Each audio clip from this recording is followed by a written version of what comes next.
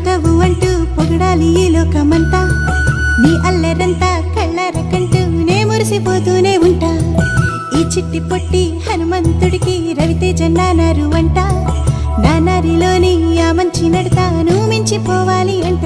ఇలా ఎన్నాళ్ళు కానీ ఎన్నేళ్ళు రాని నా చిట్టి తండ్రి, నువ్వు తండ్రి వవని మీ అమ్మకు నువ్వెప్పటికీ